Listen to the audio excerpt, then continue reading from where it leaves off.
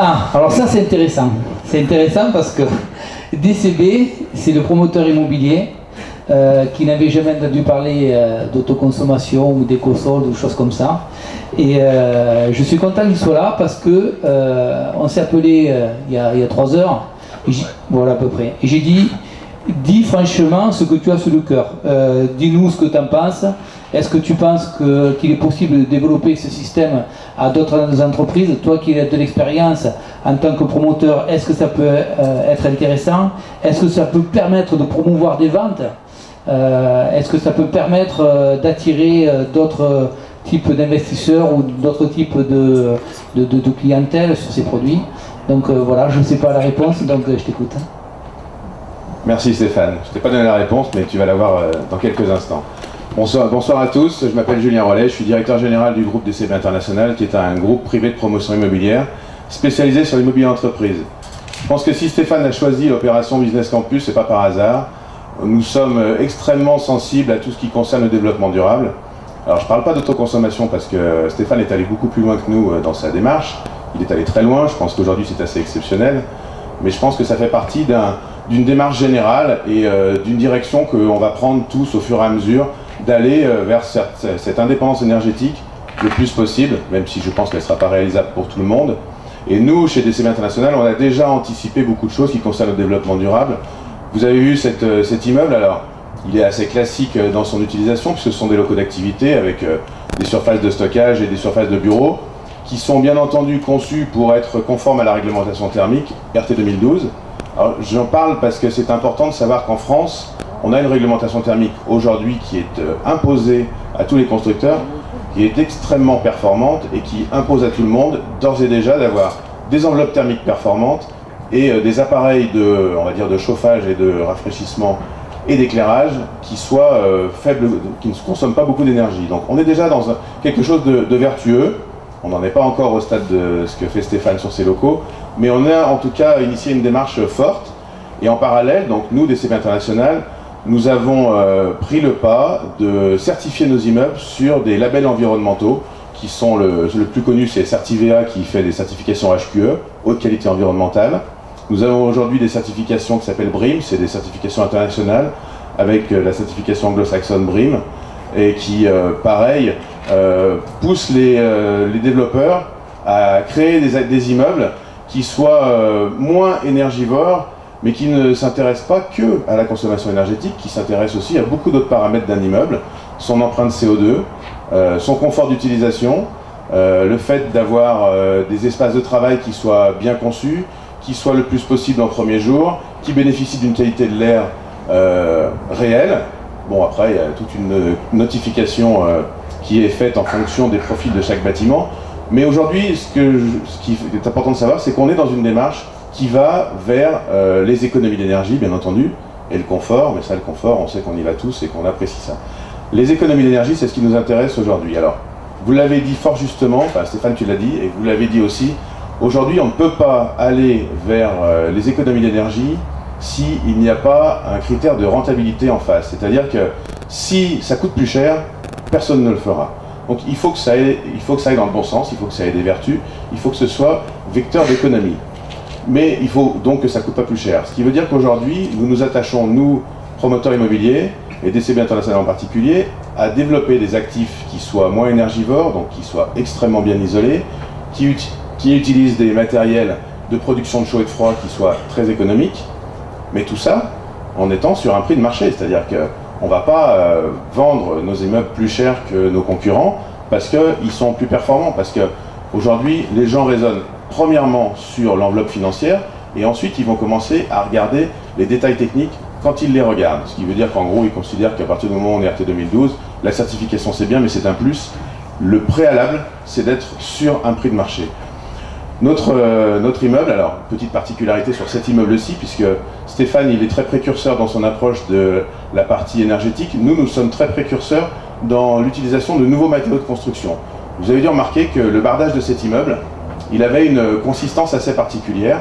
Alors, pas sur la façade côté cour, puisqu'on est sur du bardage métallique, mais sur le bardage extérieur, côté notamment autoroute. On est sur un matériau qui est un nouveau matériau de construction qui s'appelle du Neolife. C'est un matériau qui est fait à base de déchets végétaux. C'est-à-dire qu'on récupère des déchets végétaux, on crée un compound, c'est-à-dire qu'il y a une formulation qui a réussi à sortir l'hémicellulose du bois. L'hémicellulose du bois, c'est ce qui fait que le bois, même quand vous le mettez sur une maison, il noircit, il se tord, il éclate. C'est ce qui fait que le bois est une matière vivante, une matière organique. Et le fait d'enlever l'hémicellulose du bois fait que ce bois devient inerte et donc insensible à tous les éléments extérieurs, que ce soit des éléments de température, que ce soit des éléments d'hygrométrie et des éléments de vieillissement. Donc ce matériau, il est ensuite de ça fondu et traité comme de la plasturgie, ce qui explique qu'on a des pans de bardage qui sont extrêmement réguliers parce qu'en fait il s'est tout simplement mis dans un moule et c'est fondu et on a un matériau comme celui-ci qui sent le bois, hein, Stéphane l'a senti, vous pouvez sentir, ça sent le bois, mais c'est pas tout à fait du bois, c'est 94% de bois, 6% de matière organique liante pour qu'on ait un matériau qui se tienne bien, et ensuite de ça c'est un matériau qui, au bout de 3 semaines, conserve sa couleur définitive. Ce qui veut dire que le bâtiment que vous voyez ici, qui a une façade en bois, il ne changera pas de couleur pendant les 20 prochaines années, en espérant qu'il ne soit pas abîmé et qu'on n'ait pas à remplacer les panneaux. Voilà. Donc ça, c'est une démarche qui va dans le sens du développement durable, puisque, tu l'as dit, on est là, on a tendance à scier un peu la branche sur laquelle on est tous assis, hein, en utilisant les ressources sans les compter. Le fait d'avoir des matériaux qui sont créés à partir de la récupération de déchets végétaux, ça veut dire qu'effectivement on est vraiment dans le renouvelable. Je m'éloigne de l'énergétique parce que l'énergétique c'est un petit peu ce qui doit nous de ma question. Tu t'éloignes et de ta question. Donc aujourd'hui, on a des bâtiments qui sont de plus en plus performants, on va dire énergétiquement, qui aujourd'hui consomment 50 kWh par mètre carré. Quand on a des certifications où on va chercher des bonnes notations, on arrive à être à 30 kWh par mètre carré. Mais aujourd'hui, on n'a pas encore les bâtiments à énergie positive, ou en tout cas ils sont très rares, et ils sont encore trop coûteux. C'est pour ça que je parlais d'être dans le marché. Aujourd'hui, créer un immeuble qui soit autonome en termes de consommation énergétique ne peut pas se construire au même prix qu'un immeuble comme celui-ci, ou que la plupart des immeubles qui se construisent, parce que c'est un surinvestissement, mais qui ne s'amortit que par son usage. Or, un développeur immobilier, il construit un immeuble qu'il livre l'instant T à son client, et après ça, c'est le client qui l'utilise, qui pourrait bénéficier de tout ce qui est économie d'énergie lié à son usage et à sa consommation d'énergie. Alors ça, c'est dans l'absolu, effectivement, la première raison. Il y en a beaucoup d'autres. Les raisons principales, c'est que d'abord, je pense qu'aujourd'hui, il y a un manque de pédagogie, c'est-à-dire qu'on n'a pas encore suffisamment mis en avant toutes ces énergies renouvelables, et notamment le photovoltaïque, qui aujourd'hui véhicule beaucoup d'interrogations de la part des utilisateurs. On parlait de fiabilité, toi tu as 12 jours d'autonomie. Aujourd'hui, les gens qui sont des utilisateurs lambda, et nous on travaille beaucoup pour des grands comptes, les gens qui sont responsables de ce genre de choses, n'imaginent pas un jour que dans leur immeuble, ils aient des problèmes d'alimentation en énergie, parce que sinon c'est la catastrophe. Donc aujourd'hui, on ne sait pas, on n'a pas l'information quant à la capacité d'autonomie d'un bâtiment sur la seule énergie solaire quand on est sur des panneaux photovoltaïques. Et je pense qu'il y a beaucoup de pédagogie à faire dans ce sens-là. Et puis je pense que l'évolution va se faire au fur et à mesure. Aujourd'hui, les bâtiments ont largement évolué. Les enveloppes thermiques sont déjà aujourd'hui, on a pris le problème dans le bon sens. On a commencé par les enveloppes thermiques. Si on a des enveloppes thermiques, on va consommer peu. Si on consomme peu, on aura besoin de moins d'énergie pour chauffer ou pour rafraîchir. La preuve, c'est que toi, aujourd'hui, tu as une autonomie de 12 jours parce que tu as aussi des appareils qui consomment peu d'énergie. Donc, je veux dire, on va dans le bon sens. Aujourd'hui, je pense qu'il faut continuer à se battre comme tu le fais pour montrer qu'on peut arriver à avoir des bâtiments où l'autoconsommation est possible, des bâtiments qui soient autosuffisants en termes de production et de consommation. Après, bien entendu, ça nécessite aussi d'avoir des consommations qui soient classiques. Si on est sur de l'activité un peu plus industrielle ou de l'activité consommatrice d'énergie, ça va être un peu plus compliqué d'avoir une autosuffisance. Mais je pense qu'aujourd'hui, ton exemple, c'est important de pouvoir le partager, de le faire connaître, parce que ça montre qu'aujourd'hui, on a la capacité de le faire. Je pense que l'évolution des produits a beaucoup joué aussi. Je pense que les panneaux photovoltaïques qu'on a aujourd'hui ne sont pas ceux qu'on avait en 2006, à l'époque où effectivement EDF rachetait le courant beaucoup plus cher qu'il le rachète aujourd'hui. Je pense que cette modification tarifaire d'EDF a quand même été extrêmement dommageable au développement du photovoltaïque, parce qu'à une époque tout le monde allait dans ce sens-là, et ça a stoppé toutes les ambitions de beaucoup de gens d'aller dans ce domaine-là.